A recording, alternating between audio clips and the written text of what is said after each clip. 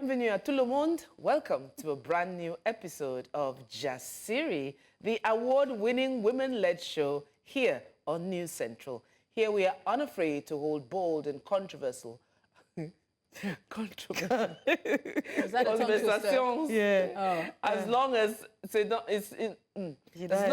the news and it affects us both as women and as a nation, then expect it right here on Jasiri, where we hold bold, courageous, and brave conversations by bold, courageous, and brave women.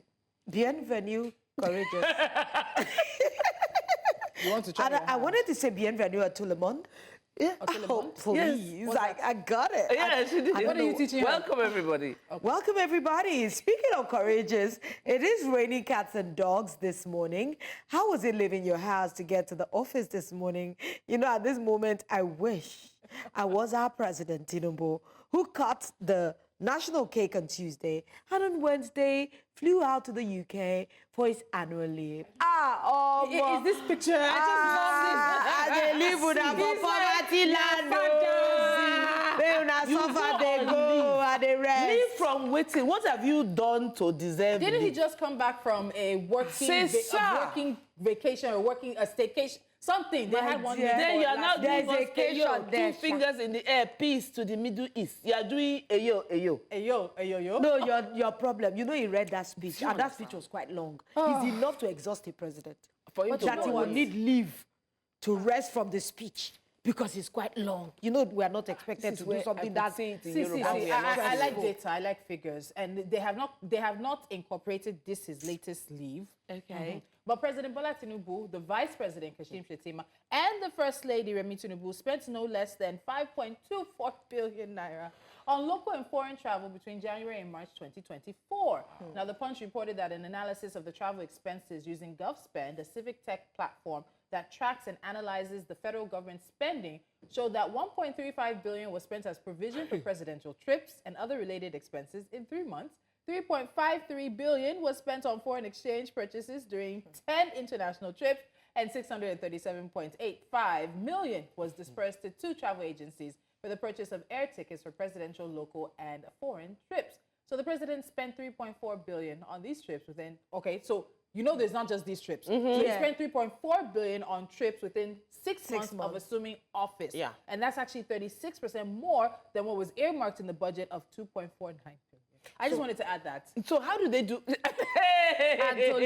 But you know that even this, they actually told us that they had reduced the spending and the amount of people that goes in their entourage. Yes, so imagine this, they are doing us a lot of good. For me, don't you know these numbers would have been more astronomical if it were still flying like 36 people along with the president every time. This country, sometimes I sit down and I'm wondering that, is it that Nigerians have not come to that point that push has to come to shove? Because we cannot continue to sit down and watch your people, your own people, languish in penury. And we can still afford these extravagant, sometimes unnecessary trips. Why can't he vacation? You know, what is wrong with Lakwe Lake? We are all speaking what is wrong with English. Obudu? Listen, that's not it all. What is wrong with Abel Kuta? No, but really, why can't he vacation in Nigeria? Tolu, you gave us 6 months info. Now, let's look at between June last year and March this year. That's about 8.4 billion that went down. That's in 1 year on local and foreign trips. My own is, if you travel, fine. Okay, you travel, Abi. Yeah. The allocated amount that was given, you surpassed it. How do we do the math to balance it? Yeah, to balance it. Number 2, when you travel, what do you go and buy? Did they ask you to buy? Aren't you supposed to buy Nigerian? But what are you doing? Our president wears Nigerian clothing. So I wouldn't say that, he was getting suits and maybe designer wears. He wears Bariga. Do you know whether he goes to Saudi Arabia to get his clothing or he gets... Look at what he wears. I thought you were going to say, what is the return on investment? What is the ROI on these vacation?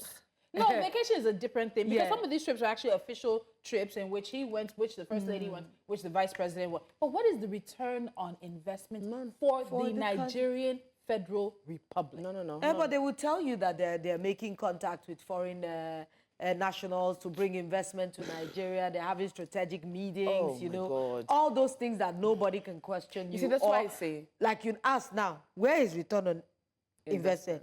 Oma Omi's song will just pop up in your head. If you ask me, now who I go ask? There's nobody to ask. We're just going to keep asking these rhetorical questions over and over again. Who is going to give you any answer? And they come in and they hide behind, you see, everything is hidden behind a beautiful flurry of words. You hide behind the words. Even these days, the words are not beautiful. They're not beautiful or flurry. You see, that's the I thing. hope I just hope that our first lady packed her Ashwebi. Because They must wear that Ashwebi again. They have to wear You it. cannot tell me that you'll spend that money, you'll cut ribbon, you'll do fashion show in Aso Rock in a State House, and you will not wear the Ashwebi again. No, let's give us a return on our investment. Wear the Ashwebi again for something else again. Is unity one day? Is unity only October the 1st? The president treats us like a man who is polygamous in nature and marries many women. And you can do with us as you will. So, since they've taken me there already, I really wasn't looking to mention the president this morning. It's cold, it's raining, but we have no choice in the matter. So let's go there. So yesterday, we touched briefly on President Bola Tinubu's speech, where he announced that some government officials who had been, who would be... It's Catherine. she threw it on the table. Okay, let's try that again. So the president, we highlighted in his speech that he announced that there would be some officials receiving national honors. Well, yesterday, the House of Representatives rejected the honor to be bestowed on the Speaker, Tajuddin Abbas. He is to receive Commander of the Federal Republic, while the Senate President would be receiving the title Grand Commander of the Order of the Niger.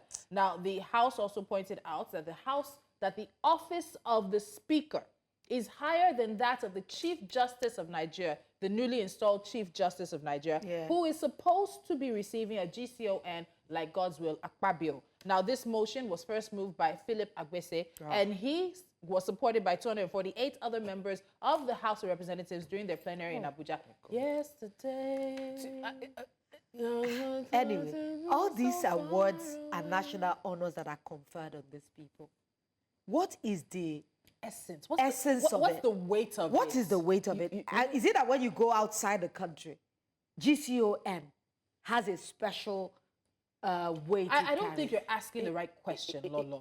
These honors are national honors for recognition. Sure. Is it just simply by becoming the Senate President, the Speaker of the House, exactly, that you're therefore conferred this honor? What really has been your contribution to nation building, to the Nigeria project, to the unity of the country? So simply, if you can win an election, get into the House, find yourself becoming Speaker of the House or becoming President of the Senate, you know that you're in line to receive a national honor.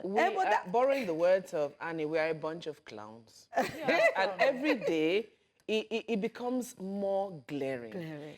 What interested me when Tolu was telling us that was when he said, and the 248 others fell in line in agreement with that. So everybody wants to, probably it's a thing that has to do with different governments who have taken charge of the country. During Goodluck Jonathan's time, there was former President Goodluck Jonathan's time, there were awards and honors bestowed on people. So probably this is it. But like you said, what is the essence? We started this show by asking return on investment. Where is that? How does that affect us as Nigerians? What do you bring back to us? What do we gain? Oh, yeah, travel now. If you are traveling and you're traveling, that's fine. But what are you bringing back from travel? What did you bring back? This is the same National Assembly, the same House of Representatives in the National Assembly that are also getting cars. This is the same National Assembly, or let me be specific. It's the same National Assembly, because one thing that the person who moved the motion said, that the National Assembly is constitutionally established as a bicameral legislature comprising of 2 equal chambers. And they are upset that you're giving the Senate President GCOM, but you're giving the Speaker of the House CFR, and yet they're saying the Constitution says they are 2 equal chambers that are independent and have equality for others. And he says that this thing where we say that the Senate is the upper chamber and the House of Representatives is the lower chamber, that we are even the ones who are inappropriately discriminating against who? Honestly, when I was saying that these honors does not have any relevance, I know what I'm saying. Because outside the shores of this country, it is not like, you is a Nobel laureate, where we know that this is gotten from your body of work. So for us in Nigeria, this is just something we see amongst ourselves. It does not hold any international relevance. What would you say has been their impact? What motion did you move in the House that you say, I got 13 bills passed in a year? So that alone has given me the impetus to receive this award. Some of these things, it's just because they're sitting on that position. And they just want to write it at the back of their name. And it's just like when you go to Jerusalem and you have JP. JP has no spiritual relevance. See, when I first came back, it's even different from Islam, where you know that you're allergic. At least it connotes something in their religion. But as a JP, in the Christendom, it doesn't have any relevance. I used to think when I first came back, because the way people were putting JP behind the name, that was some kind of justice of the peace, some title. Yeah. I found out that Jerusalem Pilgrim. I was like, wow. Because we like titles in this country. Yeah. And someone said, it's like chieftaincy title. Is rejecting the CFR award for Speaker Abbas. What is it? It just screams that everybody's just... out for themselves. Yeah. And you're lumping... What did he do to you guys? Because the first street thinking would be that, maybe this one don't ruffle feathers, or he was supposed to do something he didn't do. So they're ganging up on him, because as far as I'm concerned, they're one and the same. If he's making arguments, Agbesi, I think, he's making arguments that, when the president of the Senate is referred to as the chairman of the National Assembly, and you're trying to decipher and separate terminology, who mixes up these terminologies in the first place in that place that they sit? What do they do there? They sit down there, Tolu, you mentioned they receive cars, they receive... What do you do? How many bills have you passed? I am saying that most of them are sleeping in session. As far as I'm concerned, where are the bills? There are still a lot of bills that have just got to second reading. There is no monumental thing. Every it's year, the one they didn't send them that they are doing. It's just like when you qualify. You want to... Things that don't even make... How does that move us ahead as a country? I want to say one thing. There's only one point in which I will agree, I think, with the House of Representatives on this. And they mentioned that when you look at the hierarchy of things, the Speaker of the House is number 4 on the list. President, Vice President, Senate President, and Speaker of the House. Why is it now that they have brought that out to favor them in this argument that they're arguing? So if you're giving the Senate President GCON and you're giving the Chief Justice of Nigeria's GCON, who is lower on that hierarchy and lower on protocol than the Speaker of the House, then why is it that the Speaker of the House is not getting an equal or higher or it's okay, or an equal honor? That's the only point. Let them not when get you look anything. at the hierarchy. But other than that, I must say, we are struggling with poverty. We are struggling with security. Are you just imagine? Nigerians are preparing band-aid. All of us are band-aid at this point. So we're preparing for a tariff hike. This is October what? October the 4th? We have not heard... No, today is 3rd. 3rd. Okay, my dad's birthday is tomorrow. October 3rd, we have not heard yet about what the price will be for fuel, given that Dangote is supposed to start doing this thing in dollars. ASU is about to strike again. As in, do you not have more important things on your table? If you don't, Nigerians are struggling for survival. We have more important things than who gets a GCON or a CFR. Do you know that it is your jobs? Do you know that this thing we're discussing on this table is totally irrelevant to Nigerians?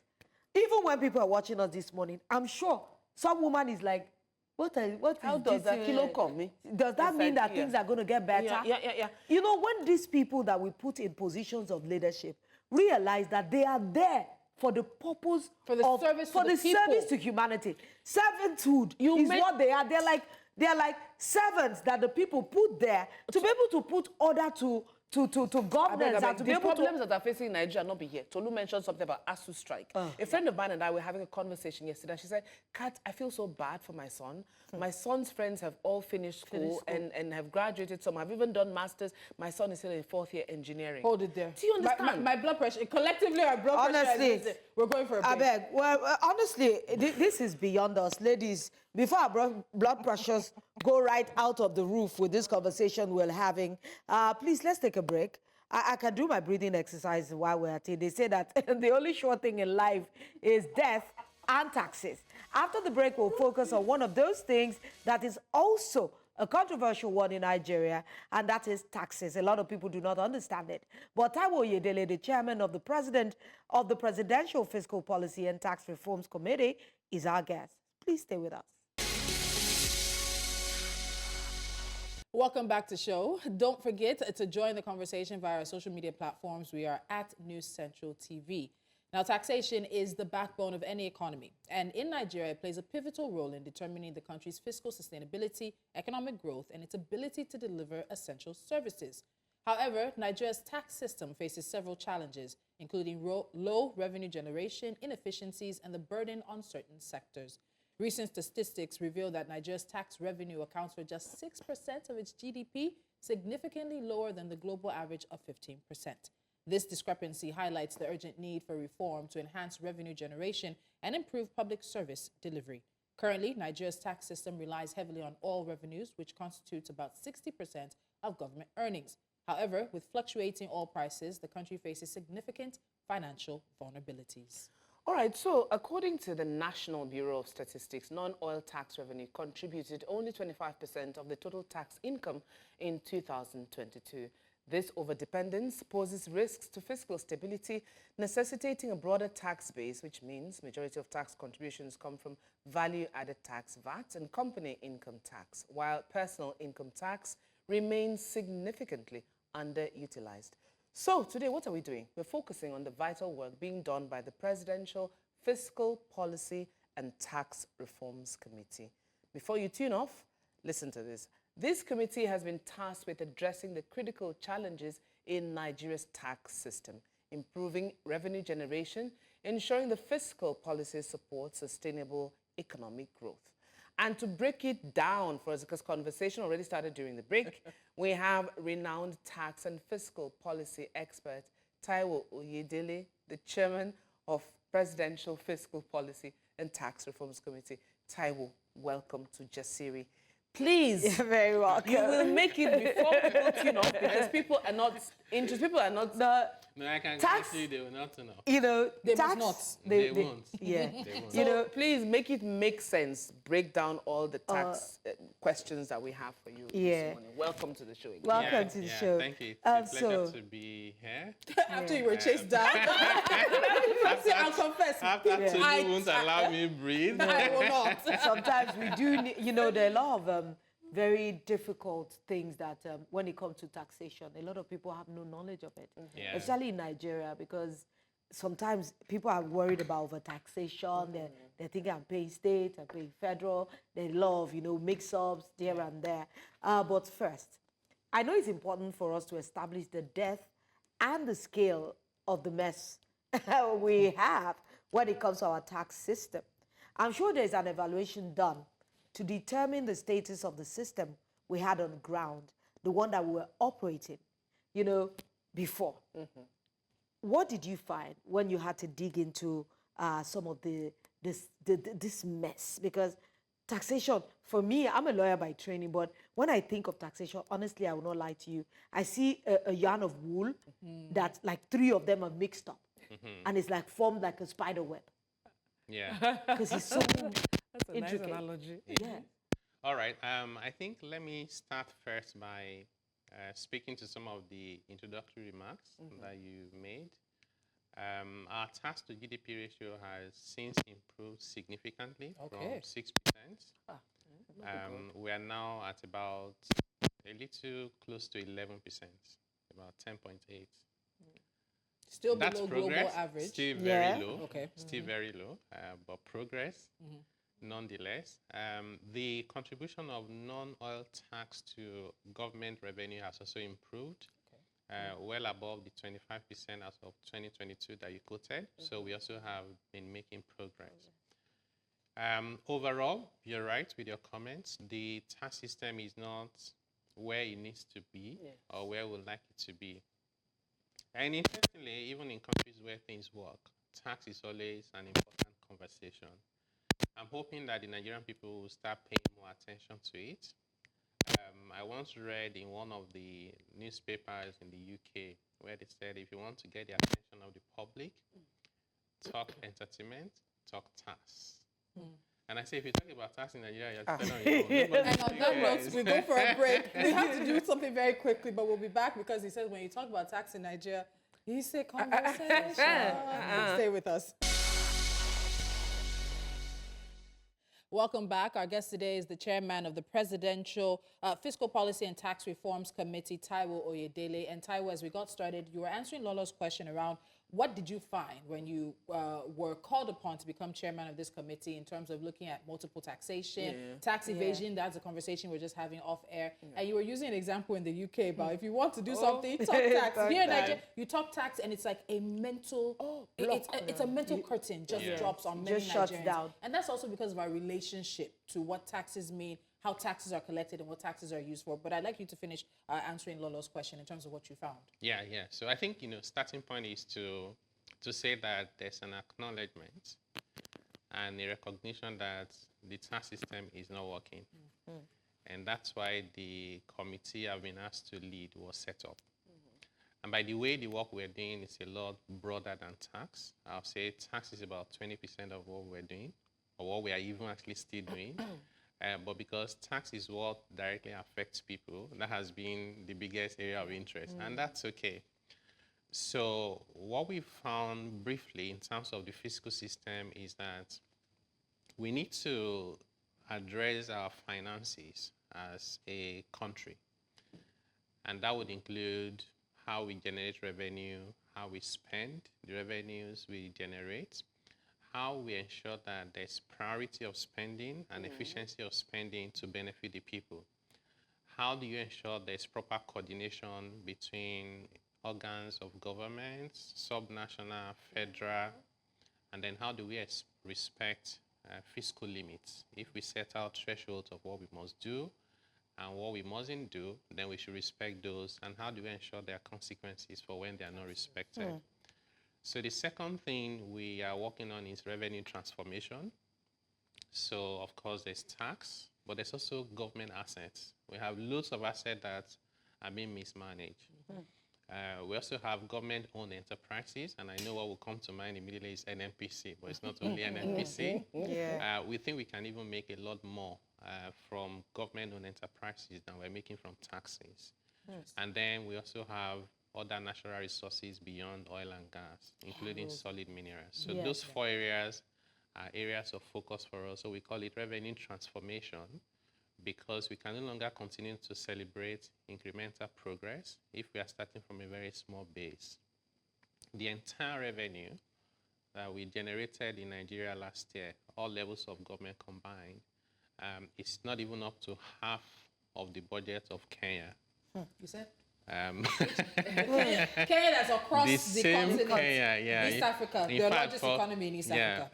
For this 2024, our entire budget, federal government, original budget, plus the additional amounts they added after they amended the Appropriation Act, plus all the 36 states, plus all 774 local governments, is 51 trillion naira, equivalent to $32 billion. And that's the size of the budget of Kenya, which is 54 million people equally poor. It's less than 1/4 of the budget for South Africa, $130 billion for 60 million people. And that small budget I'm telling you about, it's not our revenue. It's significantly deficit finance, which means a significant amount of that is borrowed money. So that gives you an idea of how small the revenue is. So we said we have to do revenue transformation. And then the third thing and the last one that we're working on is how do you ensure that the economy can grow and people can prosper, businesses can thrive? Because really that's the only sustainable way you can generate revenue. You can actually just go to sleep and revenue will come. Because revenues and taxes are the consequences of economic activities. And revenue and taxes are not the end in themselves. The reason why you collect it is the outcome you expect, which is improvements in the lives and livelihood of the people. So that equation is very important. So what we found is, one, there's significant amount of tax evasion in Nigeria, where people are not paying taxes or not paying correctly or paying to non-state actors. Number two is that the burden of tax is disproportionately on the most vulnerable people in society. So we've been very good at taxing our vulnerable, poorest people, small businesses. You know, one business owner said to us that he has a number of trucks, and none of those trucks have side mirrors anymore, right? Because they will say you need to pay 5,000 naira, you refuse, they remove the side mirror, right? You've paid at many stops. You go to vulcanizers, you go to tailors. Those are the guys that have to pay taxes. And then those who earn little amount of money by way of PAYE, and they pay. And then we allow the rich and powerful, the elite, to evade. And just to put this in context, I'm not saying anything to play to the narratives. What the numbers are showing us is that last year, the personal income tax collected in Nigeria, 220-something million people plus, was 1.5 trillion naira. Only. In that same year, South Africa collected 50.5 trillion naira equivalent. And Kenya collected 5.8 trillion naira equivalent. That's not the end of the story. You know, I've decided not to use US and UK. Yes, please. So we do not find any excuses, right? That's not the end of the story. The story is also that in South Africa, you are exempted from paying personal income tax, including PAYE, if you earn about 660,000 naira equivalent or less in a month. In Kenya, you don't pay personal income tax until you earn more than 282,000 naira per month equivalent. In Nigeria, you start paying taxes the moment you earn more than 30,000 naira a month. So now, you see, this is where the contradiction is, right? We are taxing almost everyone, yet we are not collecting the taxes. That huge amount that South Africa collected, 90% of it came from the top 5% of their population. So we allow the top 5% to do whatever they like. And then we're surprised that we're not collecting revenues. The other thing we found out, and this is probably knowledge to everyone, is that we have just so many taxes. Officially, they're over 60. Unofficially, they're more than 200. Where do the unofficial ones come from? That's an interesting question. So sometimes you find, particularly at the local government level, they will say that there's a tax they are collecting from you, but they can't show you the law. So if taxes are meant to be imposed by laws, either there are no laws or the laws have not been properly enacted. So that makes it an illegal tax, or you can say it's an informal tax. We also have a lot of instances where some governments, maybe state, but it's common with local government, where they outsource tax collection. So I'll come to you and say to Lou, I'm the chairman of the local government. If you can give me 100 million naira, 20 million naira, whatever it is, the rest is yours. And then I'll allow you collect the tax. So you just give me a payment, and then you go and collect the tax. So if you're trying to collect the tax, maybe your plan is, I give 100 million, I need 200 million. If the money is not quickly coming, you invent taxes as you go along, almost becoming the government to yourself. And when you stop people and they don't pay, you put roadblock with nails. You know, you bring touts. There are people who have been attacked physically in the process of wanting to get them to pay taxes. We're living like in the Stone Age. So this is where levels of multiple taxation come in, when you have these 60 that are official, then ending up to the 200 plus, which become unofficial. Taiwo, we need to go for another break, but we need to get into the controversy around the value-added tax. I know the past few days you've had to be explaining yourself on zero-rated and all that, and we need clarity, not just for ourselves, but for our viewers and many Nigerians out there. The conversations on reforming Nigeria's tax system will continue after this.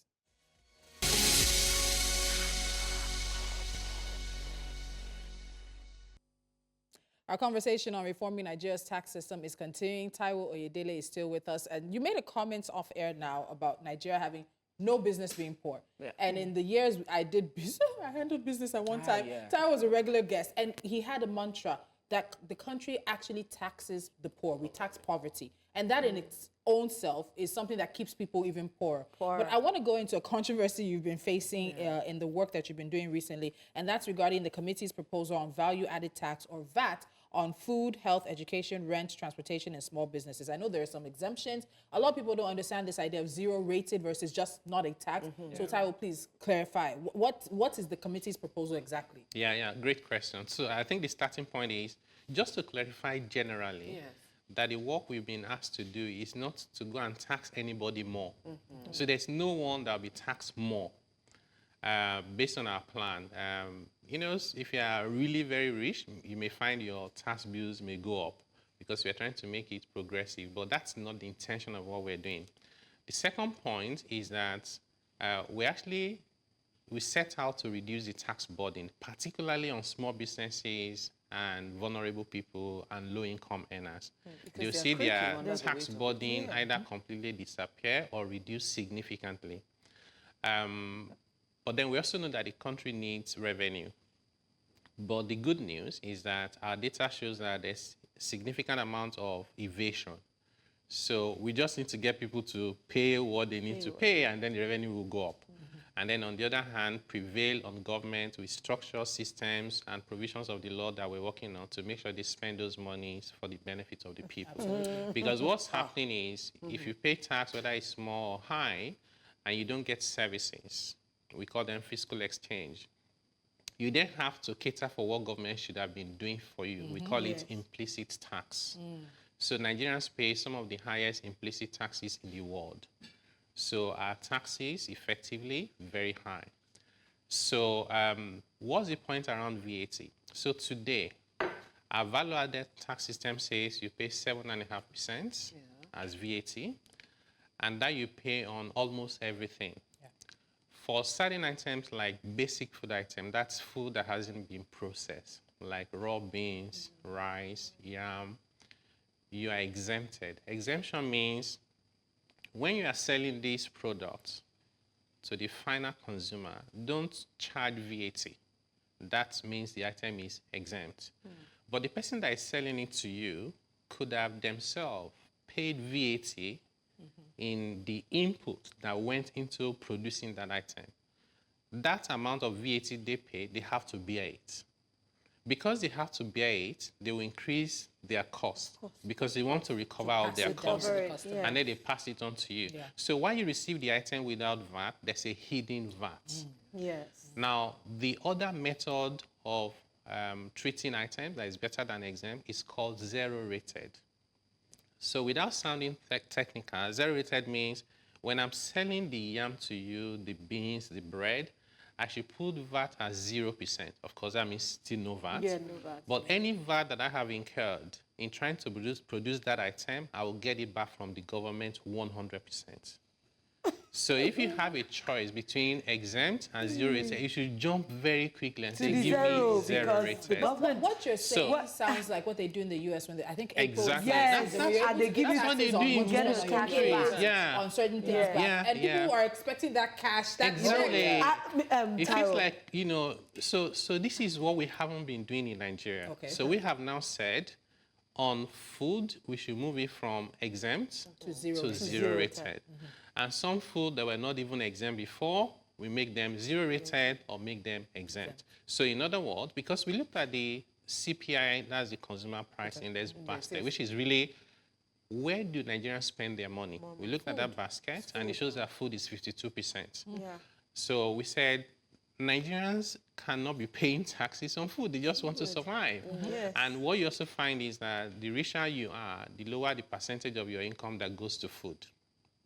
Right? So imagine Aliko Dangote, how much of his money is spending on food. It will be 0.0000001%, right? The poorest household will be spending their entire income on food. And sometimes it's not enough. They borrow the food to eat before the next time they expect income.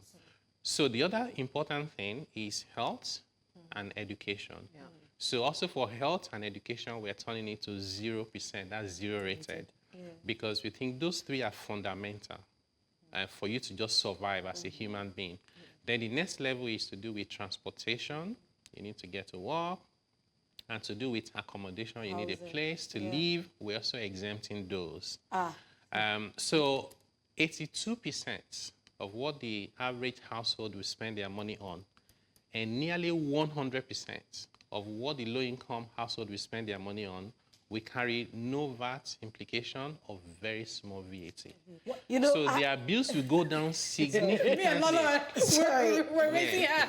You know, when I'm listening very intently, because it's very important, because we are all opinion leaders on our own platform. Yes. Yeah, and it's good for you to be informed. Yes, Yeah. these are something that if you understand it, it's You'll be able very to easy disseminate to it. disseminate it and pass it on. Yeah. Because if Nigerians truly understand this zero taxation thing you are explaining, it should be something we should be celebrating on the streets. And you know why it's also important, even if we are not celebrating, because I feel like we're not doing anybody a favor. We're doing what we should have done as a country. So no, but in Nigeria, it's a favor. Yeah, okay. Oh, this is a big favor that you are doing. During the That's break, I was okay. going to ask, because You know, it has been funny, but I said, oh, Catherine, don't go off script. Let's just, you know, why did it take us so long to You know, when she's saying, I completely agree with you. We should when have done she's it saying like 40 why years ago. it took But you us see, so the next long. best time is now, now, right? yeah. The reason why what you're saying is so important is it's not like these things we are proposing from my committee are things that the politicians are excited to implement. So when the public are also disagreeing with us, we give the politicians the excuse not to do it. So it's important for people to understand it. It's okay to criticize, we actually like it, but make it constructive and keep an open mind. So that when we have the numbers and they see that the public is in support, they'll have no choice but to do it. And that benefits everyone. you know, So the other important one around that VAT is that businesses like this studio now, you guys spend, and I see you are doing a lot of investment here. You will pay VAT on almost everything here. The screen, the equipment, whatever VAT you pay today, it's your business. You have to bear the costs. Under our proposals, you will get everything back. As a business, you will carry no cost of VAT anymore. You pay VAT on your assets to build a factory, to buy a car, to buy even gadgets. On services, on inventory, you get all the VAT back. Now, this is where it gets interesting. So when we finish doing all this our analysis, we modeled it, and government will be losing about 60% of the VAT they currently collect. And we recognize that we need to have a sustainable society. So we said, well, let's reduce this deficit partly by asking people who are better able to afford to pay a little bit more. And that's why we're adjusting the VAT rate upwards on anything other than those ones I told you about: food, about health, about education, transportation, and accommodation. And I think it's fair. it is. Right. So that's where the upward adjustment is coming from. But I can even tell you that on an item where the VAT rate will go up, the price should come down. You know why? The person producing it has a 7.5% VAT cost they were bearing before. They no longer have to bear. So overall, their own cost will come down. If they pass that on to you, even with the increase in VAT rate, the selling price should come down. We spent time with CFOs, the guys who deal with the numbers. We had over 300 companies represented. We finished the sessions and they were praying for us. So which means we're not out to deceive anyone. What shall it benefit us if we deceive ourselves? You know, one of the things that is burning on my tongue to answer. Just very quickly. The reason is because this is a proposal. I think it's also important that what's the timeline? Is this going to? You have the support of CFOs, as you've mentioned. You're getting my support now. I think a lot of people are getting more information on this. But what's the timeline towards moving from proposal to actuality? One thing we've done differently with our committee, first, one thing that the government has done differently is to say, you guys should not just come and tell us all the nice stuff, submit report, take photos, and walk away. We have been tasked with the responsibility to support government to implement. So we're not going anywhere. We stay there and continue to implement. We die here. We die here. You know, we're not grieving for anyone. No grief for anyone. You know, when... So the timeline, just to conclude on that, the timeline is we thought we should build it up. So that was why we're doing a lot of those engagements. We had not even at that point presented it to the government.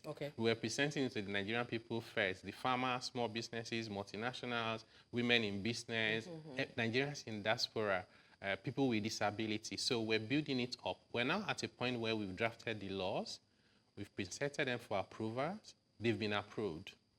So now they're going to go to the National Assembly. The stabilization bill that was approved also on Monday last week was also one of the things we recommended. So we're now making faster progress with our implementation. We had the withholding tax regulation gazetted about 2 days ago. I'm very excited about it. Small businesses exempted from withholding tax, manufacturers exempted. The rate goes down for companies that have low margins, so they can have money to run their business rather than giving their to employ more people. You know, look, Taiwo, very interesting conversation we're having, and it's so in-depth if people truly understand it. But we as Nigerians know that half of the time we have, one of the things that I say has been a problem for this government is to get professionals that know these things to work on these things. And not only that, do they call them for committees like yours. One of the things that now challenge us is the fact that how to implement this thing in its real sense. Yeah.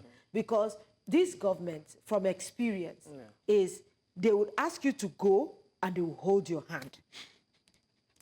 Because that's the experience. You want them to do these things. Because I don't want us to get into this floozy in our head, hoping that reforms are going to come. One of the things I know that faces us in Nigeria is reformation. We find it very hard to reform things, to change. And tax reformation, just as you explained, everything they see is naira and kobo. But there are other factors that get us to that particular place. Those things that you broke down, how we can get more from here, how we're losing money from here. There are so many challenges that comes with reformation, especially this our tax system that has gone on for years. Yeah. So now that your committee is doing this, what are the most critical weaknesses in this our current system? Because we had a system that is working, that we've been that has been in play. That has been in not play. necessarily working. No, it's not working. It has been in play for a long time. And it must have critical weaknesses. Are these critical weaknesses technical or human? It's a combination. So I think the good news is I can start by saying that this time around we have the political will from the highest level. So Mr. President is like 100% supportive. Although we also recognize that we can't get it done just by getting the support of Mr. President. A lot of the issues we are dealing with are at the state level and local government level. So we went to the National Economic Council. We've also been to the Governors Forum to get the approval and buy-in of the governors. They have been supportive. Now we're engaging with the local governments, especially with their autonomy. How has been that experience with the local government? It's been tricky. Because that's where... Say no more. The moment he said, I had to ask. Because there's so many informal things happening in that particular realistically, you don't get these things done by having the first 2, 3, 4 meetings. No. It's a process. Sometimes you say for the first time they don't like it, they'll process it. We'll go back again. Because at the end of the day, it's ultimately about the people. So we believe that we'll get the buy-in. We had one with FCT. We had all the 6 area council share people, and they were supportive. Yeah, so that's why we say we're going to start with the FCT as our model. Also because it's a lot easier to get Mr. President to approve as the governor of the FCT. I'm looking forward to you having the Lagos one. And Lagos State government actually set up a committee. They were so happy with our proposals. The governor said, let's set up a committee between your committee and my government. And we've been working on this for the past 6 months. They're also very willing, although a little bit more complicated for Lagos State because you need to go to the House of Assembly, you need to convince. But we think these things are possible. And if we don't try, our chances of success is 0. Yeah. Right? So, yeah. I'm curious about, first of all, when everybody's happy to come to the table to sit, I'm a bit worried. Because, why are they happy about this? We are going to be taxing more of the top echelon, so to say, no. So, I want to quickly go to tax evasion. How bad is it in our country? Yeah. Because you said something that really resonated, I think, with a lot of people also, the poor being taxed and the middle class being taxed more than. I mean, in developed climes, it's not uncommon that the tax burden is heavier on the companies, the people who earn more. So how bad is tax evasion in the country? Because I think it's something we don't think is as bad as it is. It is very bad. It is very, very bad. And that also aligns with your question on what are those significant issues that we've seen. So, and I'll just give you high-level examples, maybe 2. You know that I said we collected personal income tax of 1.5 trillion. Yeah. On the average, people will pay personal income tax at a rate of about 10%. So at the high end, you pay about 18.6%. At the lower end, it could be as low as 1%. Let's say the average is 10%. If you gross up the amount that gave us 1.5 trillion, that is 15 trillion. Is the amount of income that Nigerians reported on which they paid personal income tax. But our GDP is about 240 trillion. Consumption out of it is close to 80%. So Nigerians spend around 200 trillion naira, and they reported income of 15 trillion naira. Where did they find the money they were spending? Where did it go? We ate it all, Abi. Let me give you another example. So Kenya imported, the total value of import into Kenya last year was $23 billion. The total value of import into Nigeria, $66 billion. How much did Kenya collect in import duties? 8.9 trillion naira equivalent. How much How did about Nigeria collect? 3.2 trillion naira. We are importing more and getting for less. almost 3 times what Kenya imported, we collected 1/3 of what Kenya collected. Those are So just operating at the level sinkholes. of Kenya, we should collect 9 times what we collected last year. Why did we not collect it? Very obvious answer. Smuggling, under declaration. So every area you turn and look, there's significant evasion, fraud, under declaration, sometimes even facilitated by tax consultants. We, of course, the officers that are willing, right? You have the tax officers, you have the tax consultant, you have so many taxpayers who say, the last thing I want to do is pay tax to government. They will tell you how much they are willing to pay, and you walk back. All of that we're trying to address. We're building an intelligence system for Nigeria. Why that? Because every economic activity is a data point. You need to connect the dots. So you travel abroad, you buy stuff, and the more using your card, you open a bank account, you buy land, you register a vehicle, even how you use your phone. You load credits on your phone and data, that's data point. So when we connect all of that, at the end of the year, you say, oh, my income is 1 million. The system will say, but you spent 7 million last year. Where did you find? Taiwo, please, because of time, and it's obvious that Taiwo is going to have to come back because it was like a master class and a really engaging conversation. But very quickly, in just 1 minute, do we need to change? Do Nigerians need to change how we see taxation? I was just because many citizens are just seeing it as government taking from them, non-state actors, local, state, federal. You take from me, but what are you giving me back? So do we need to change how we see taxation? And is that job primarily government's job to do so that we see our tax naira, our tax kobo at work? My hand don't reach you. Excellent 1 minute because of time. Yeah. This is fundamental. Absolutely. It's at the heart of the social contract about how we come together as a people. It's a collective work. Government must play their role. The Nigerian people must play their part. Organized private sector, trade association, we must make it work. Almost every country in the world, apart from few exceptions where they have a lot of money from natural resources like Saudi Arabia, is run on taxes. That contract means I will do my part and government must do their part, and then we have a better society. That is the journey we are starting now, and we need people to come with us so we can get there together. Okay, it's a short answer, but he'll come back for the long answer. Taiwo Oyedele, the chairman of the Presidential Fiscal Policy and Tax Reforms Committee, thank you so much for joining us. We're making a date to make sure you come back. And possibly also open up the phone lines, because I think people also have their own questions that they want to ask for more clarity. But on that note, we have to say goodbye because time has run away with us. Please don't forget that tomorrow is Friday, which means it's a hot topic special day. And we'll be doing what we do best, ushering you into the weekend. Do have a fantastic one. From all of us here at the table, it's bye. From the award-winning show. Yeah, the award-winning.